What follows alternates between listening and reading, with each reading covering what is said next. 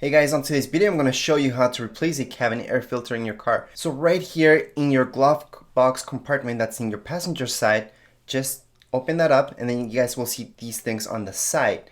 All we have to do is twist them and then you pull them out. Alright, so twist the other one, pull it out, and this will make this whole thing drop down. Once it drops down like so, we can see that little thing right there. That door is where the air filter is behind that. So just squeeze that, all right, on the sides, pull this out, and then you guys will see the filter right there. We're just gonna pull out the filter, that easy. Once you pull it out, just make sure you look at the filter and how the airflow is going. So that's gonna be on the side. This is the new air filter right here. And we can see the airflow right here on the side, right here on the new one as well. So it has to go this way, okay, downwards. That's how the old one was in there. So all we have to do is push the new one in there, just like the old one was in there. Put this back.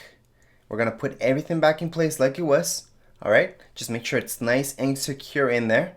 And it's all good. And then we're done. That's it for this video, guys. As you guys can see, it's extremely easy, it's cheap, and there's nothing to it. If you guys have any questions, comments, you guys can write them down here in the comments area. Don't forget to subscribe and rate. Thank you.